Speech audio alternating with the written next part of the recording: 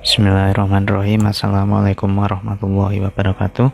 Bagaimana anak-anak kabarnya hari ini? Semoga kalian selalu dalam keadaan sehat walafiat dan selalu dalam lindungan Tuhan Yang Maha Esa. Nah, hari ini kita akan membahas tentang vektor. Kalau kemarin kita sudah bahas tentang pengantar vektor, tentang trigonometri, sin, cos, tangen, dan kawan-kawannya, hari ini kita akan membahas tentang vektor, ya. Apa yang akan kita pelajari? Yang pertama adalah notasi vektor, kedua adalah penggambaran vektor, dan yang ketiga adalah vektor satuan.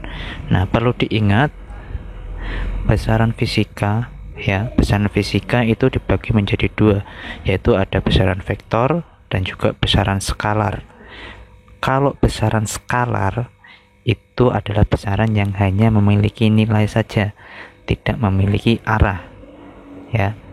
Ingat-ingat, hanya memiliki nilai, tidak memiliki arah. Contohnya adalah massa, terus suhu, terus waktu, terus dan massa jenis. Itu semua adalah besaran skalar. Nah, untuk besaran vektor itu adalah besaran yang memiliki nilai dan juga arah. Contohnya adalah gaya, kecepatan, perpindahan, percepatan, momentum, terus ada medan, dan lain-lain. Nanti akan kita pelajari di bab-bab selanjutnya, ya. Oke, kita masuk ke yang pertama. Vektor itu digambarkan seperti ini. Ada garis, nah, yang memiliki panah, ya, ada panah.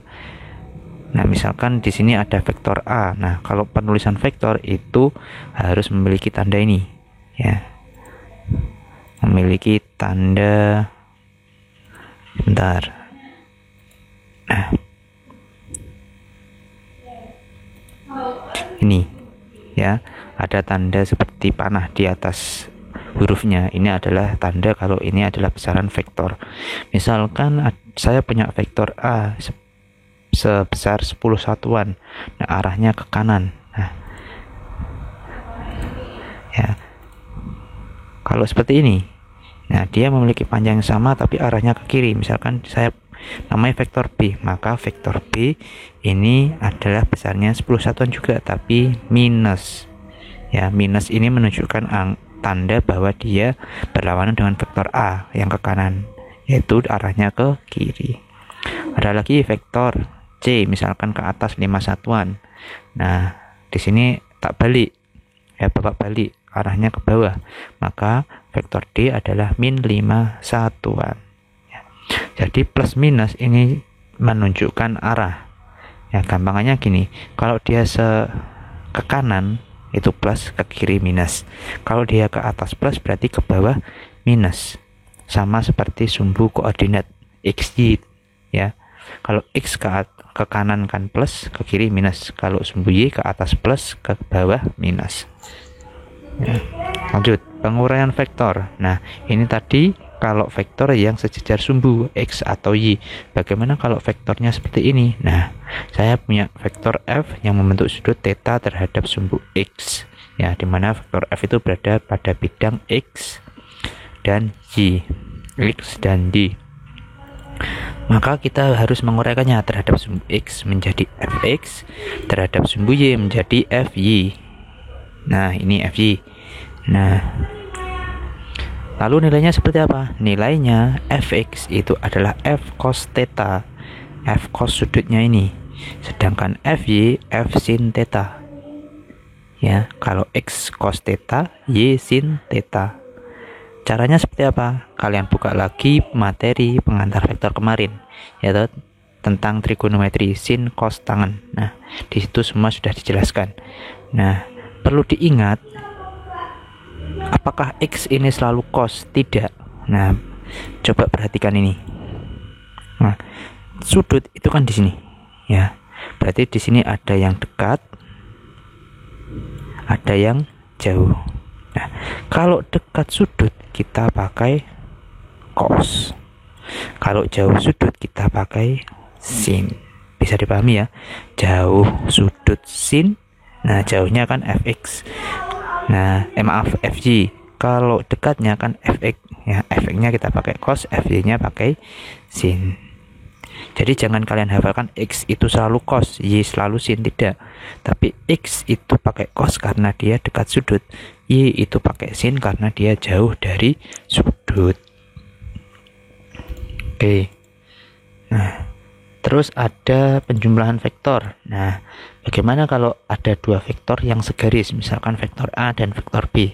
Cara menjumlahkannya, kita sambung saja. Ya, vektor A digambar dulu, kita sambung vektor B. Nah, berarti di sini terbentuk vektor baru namanya vektor C yang besarnya adalah A ditambah B. Nah,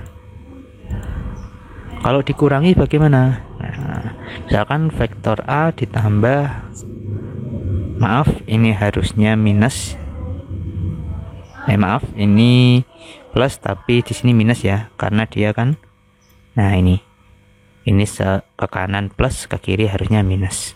Nah, berarti ini kalau jumlahkan A dikurangi B, karena A ditambah min B, berarti itu kan A min B. Oke, lanjut. Nah, kalau vektor saling tegak lurus, bagaimanakah kita menjumlahkannya? Nah, misalkan saya punya vektor A ke atas, vektor B ke kanan, ini tegak lurus. Nah, caranya, nah kita resultankan menjadi, atau kita jumlahkan menjadi vektor C, di mana vektor C itu adalah vektor baru hasil dari penjumlahan A dan B yang membentuk sudut theta terhadap B. Ya, caranya ini kita tarik garis lurus, yang B juga kita tarik garis lurus sehingga berpotongan di sini. Nah, ini ke sini kita hubungkan. Nah, ini adalah vektor baru C. Nah, besarnya adalah kita pakai Pitagoras, akar A kuadrat ditambah B kuadrat.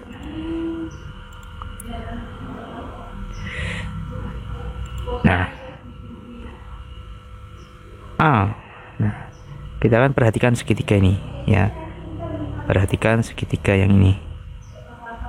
Nah, kalau mencari miring itu kan berarti A kuadrat ini ditambah B kuadrat ini.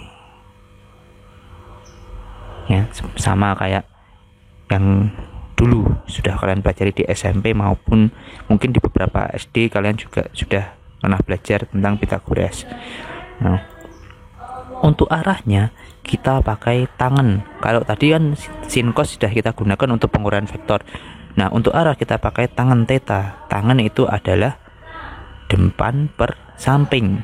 Depannya ini, depannya sudut depannya ini. Nah, berarti A.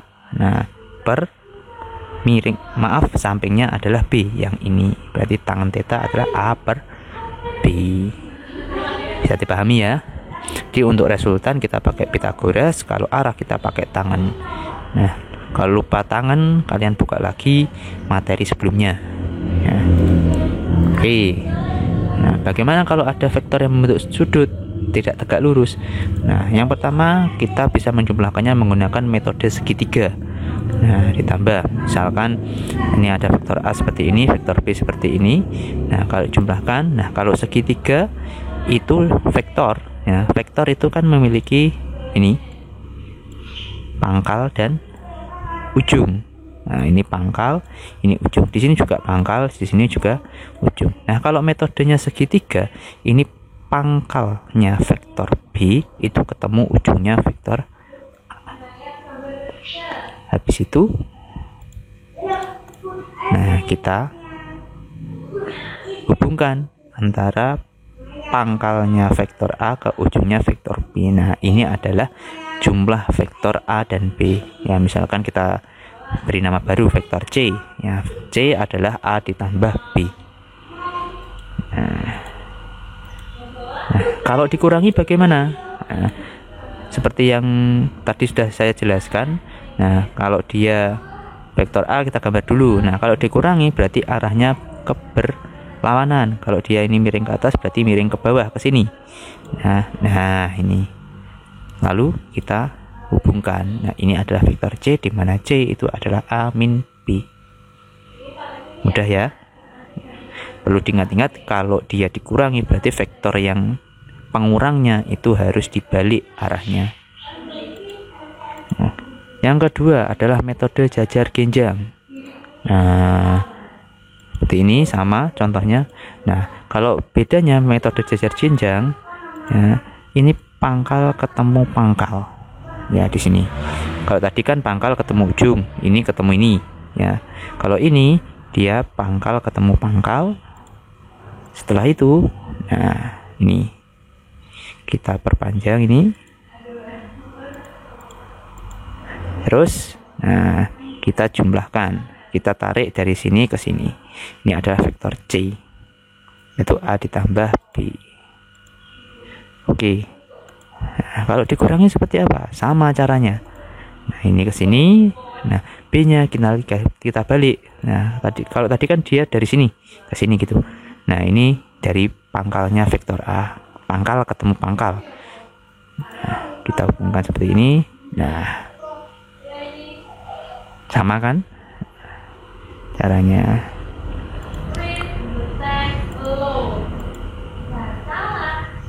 Nah, lalu seperti ini. Nah, bagaimana kita mencari besarnya atau nilainya kalau kita hitungan? Nah, misalkan di sini ada vektor A seperti ini, vektor B seperti ini, sudutnya seperti ini. Nah, kita menggunakan ini. Kalau ini kan kita tadi mencari gambarnya. Kalau besarnya itu adalah yang pertama vektor A, nilai A dikuadratkan ditambah B kuadrat ditambah 2 kali A dikali B kali cos sudutnya. Ya, agak panjang. Jadi untuk mencari resultan vektor, misalkan vektornya ini kan C, ini kita sudah dapat gambarnya. Nah, nilainya berapa? Nilainya kita pakai persamaan ini. A kuadrat ditambah B kuadrat ditambah 2 kali A kali B cos sudutnya ini. Bisa ya? Nah, ini untuk mencari nilai. Kalau ini mencari gambarnya. Oke. Nah, yang terakhir untuk penggambaran itu metode poligon. Nah, metode poligon ini sama kayak metode segitiga, hanya saja dia untuk lebih dari 2 vektor, di mana di sini ini loh. Nah, pangkal ketemu ujung, terus selanjutnya dihubungkan antara pangkal vektor yang pertama ke ujung vektor yang terakhir. Nah, ini vektor D misalkan, ini A ditambah B ditambah C. Ya. Nah, kalau tadi metode segitiga, poligon, terus jajar genjang itu digunakan untuk menentukan gambar. Nah, ini adalah langkah atau metode yang sering akan digunakan di dalam mengerjakan soal tentang vektor, yaitu metode analitis. Nah, di sini saya rangkumkan ada 7 langkah utama. Nah, yang pertama itu adalah menentukan ada berapa vektor yang dicari resultannya. Jadi yang dicari jumlahnya itu ada berapa vektor. Yang kedua adalah memasukkan vektor ke dalam koordinat kartesius atau koordinat xy. Nah, kalau sudah berada di koordinat kartesius berarti tidak perlu melakukan langkah kedua. Yang ketiga adalah menentukan vektor mana saja yang sejajar sumbu x dan sumbu y, serta vektor yang tidak sejajar kedua sumbu. Artinya apa? Vektor yang miring, ya, atau membentuk sudut tertentu. Jadi kan ada yang tidur, ada yang berdiri, terus ada yang miring. Nah, kita tentukan mana yang tidur, mana yang berdiri, mana yang miring. Langkah selanjutnya menguraikan vektor yang miring tadi, ya, atau membentuk sudut terhadap sumbu x dan sumbu y, berarti pakai pengurangan vektor. Terus yang kelima, menjumlahkan vektor yang terdapat pada satu sumbu. Nah, kita jumlahkan vektor yang terdapat pada sumbu x saja dan sumbu y saja.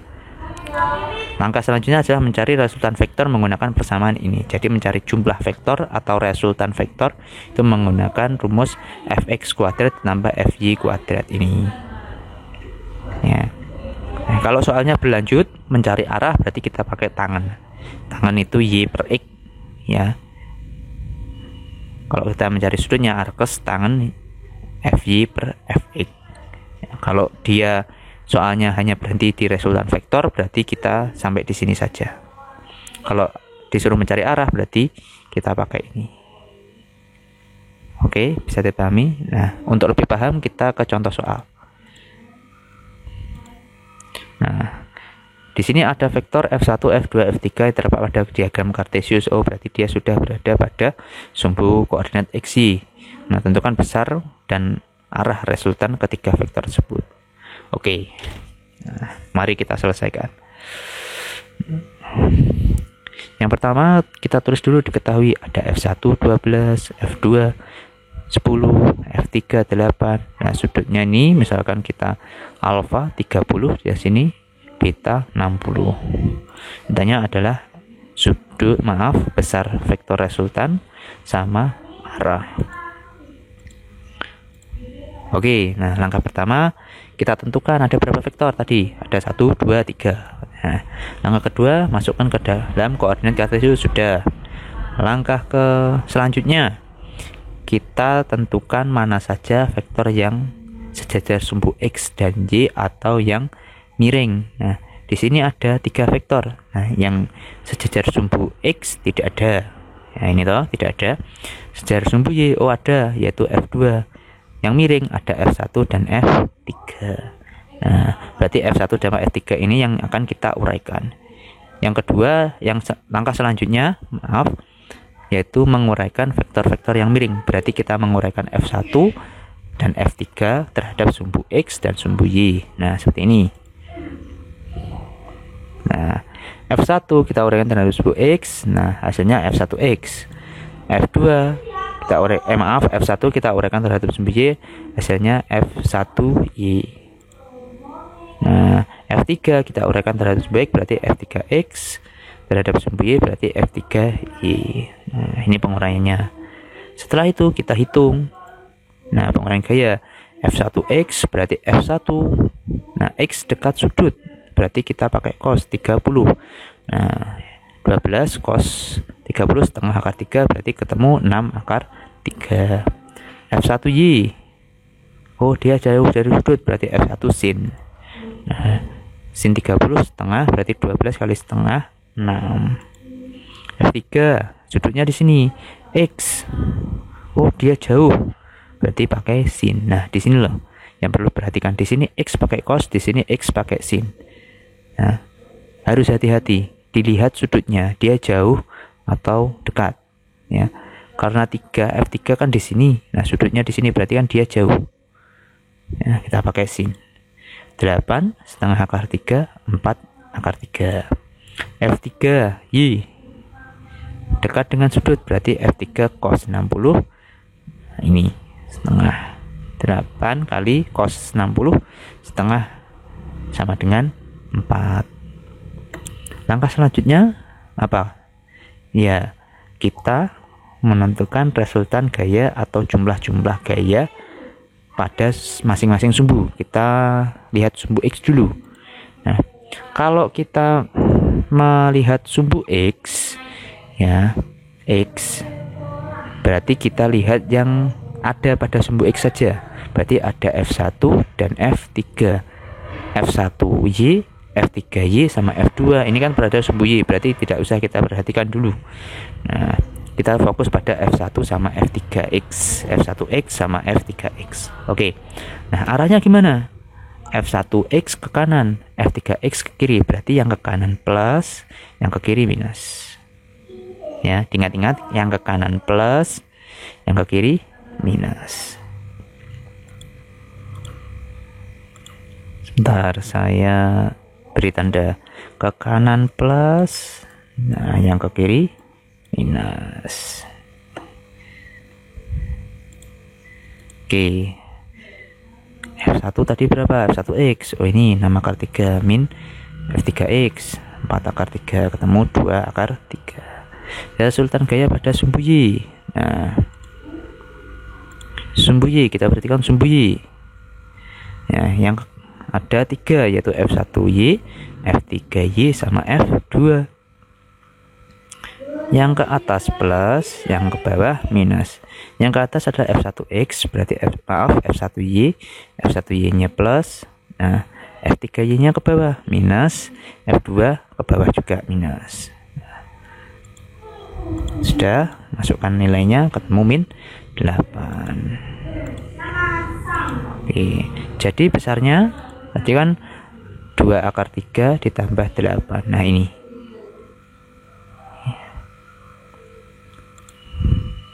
Ini maaf, ini kurang ya. Nah, ini 2 akar 3 berarti 2 dikuadratkan 4, akar 3 dikuadratkan 3, berarti 4 kali 3 12. Ini ketemu 64, ketemu akar 76 Newton.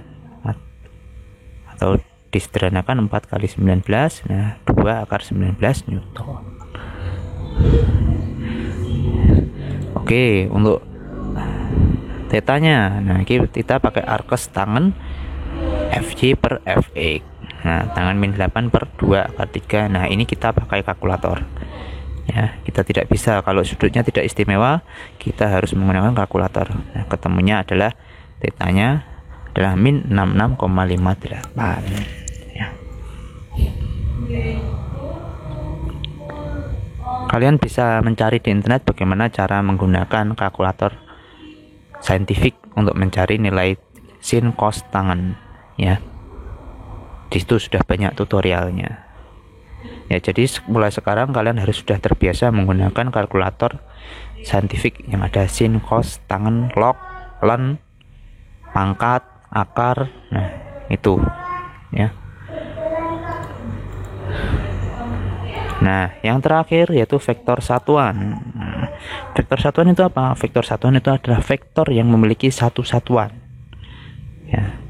Nah, kita kembali lagi ke koordinat. Nah, tadi kan kita hanya belajar koordinat sumbu X sama sumbu Y saja. Nah, untuk SMA koordinatnya ditambah lagi sumbu Z. Nah, di mana kita harus bisa membayangkan 3 dimensi. Nah, 3 dimensi. Nah, untuk vektor satuan X itu adalah I topi, ya, I, Y, J, Z, K. Nah, kalau ini urut X, Y, Z berarti vektor satunya urut I, J, K. Ya. Pokoknya gini, kalau menghafalkan X, I, Y itu J, Z itu K, gitu ya. Nah, terus misalkan di sini saya punya vektor A yang miring kemana-mana ini, ya. Misalkan ini miring 3 dimensi. Nah, ini kita uraikan terhadap sumbu Y, berarti dia adalah AY.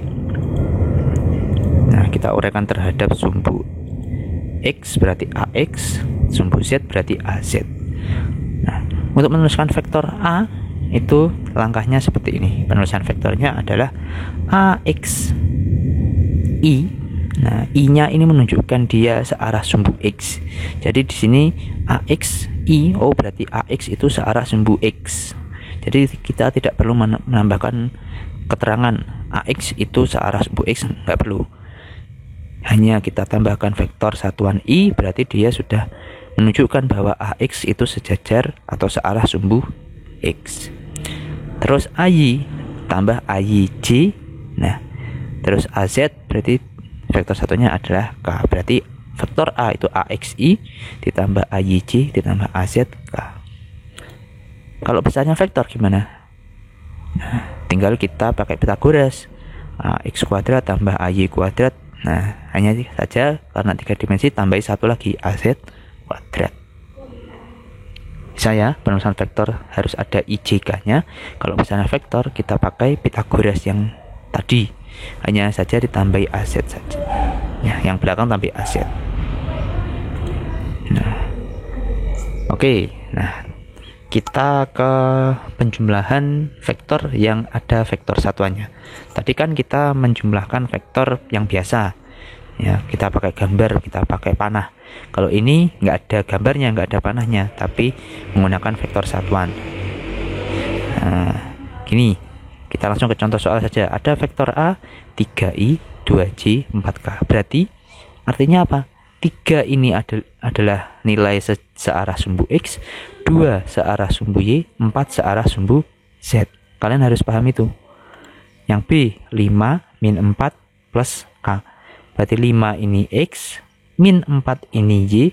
Ini enggak ada angkanya, berarti 1 adalah arah sumbu Z. Kalau dijumlahkan, nah kita jumlahkan biasa.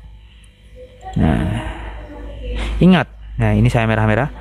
Yang searah sumbu yang sama I, misalkan di sini I, nah ini harus jumlahkan dengan yang I. J harus dengan J, K juga harus dengan K. 3I ditambah 5I, 8I. 2J min 4J berarti min 2J.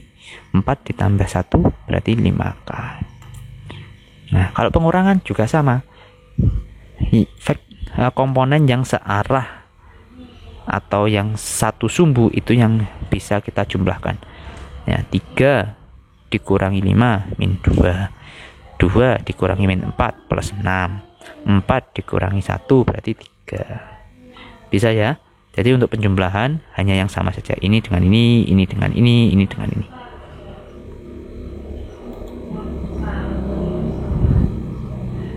Nah, terus yang selanjutnya, operasi vektor satuannya selanjutnya adalah perkalian vektor dengan skalar. Misalkan seperti ini.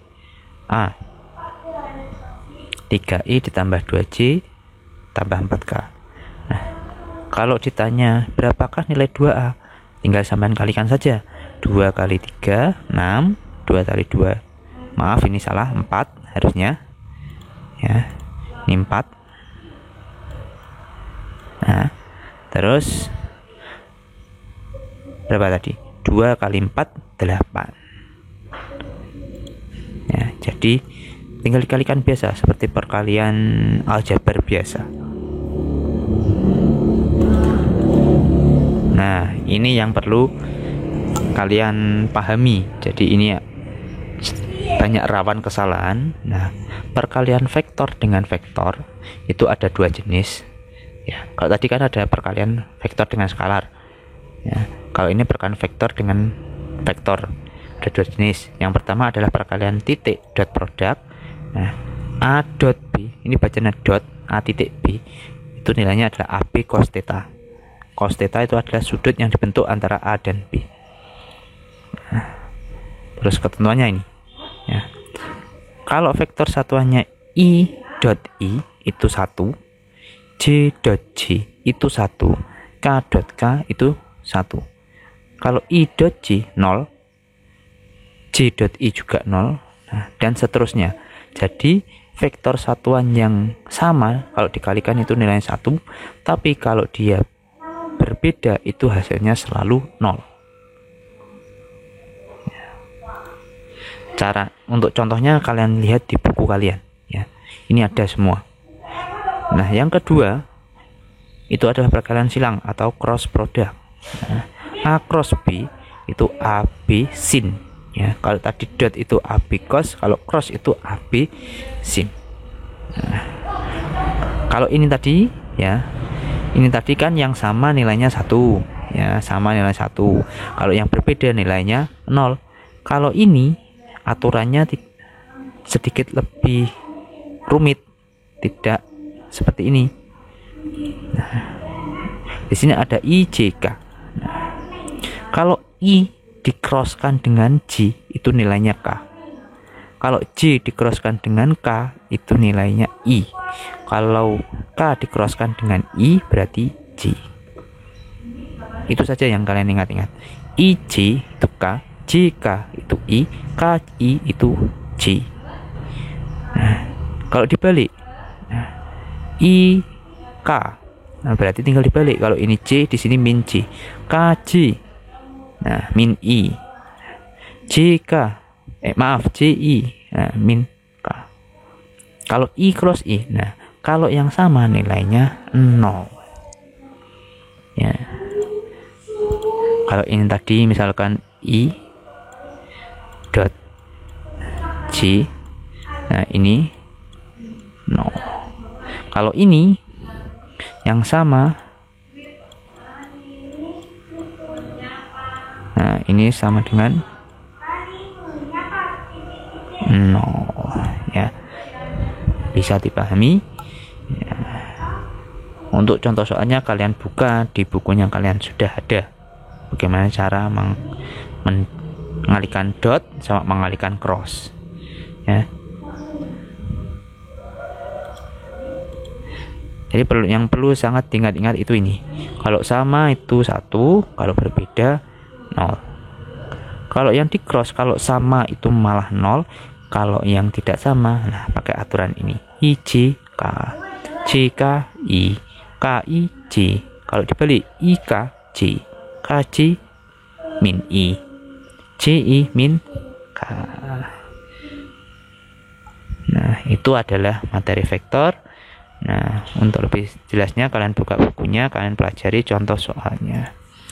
Oke, untuk bab ini saya rasa cukup. Sekian dari saya, terima kasih. Saya akhiri, wassalamualaikum warahmatullahi wabarakatuh.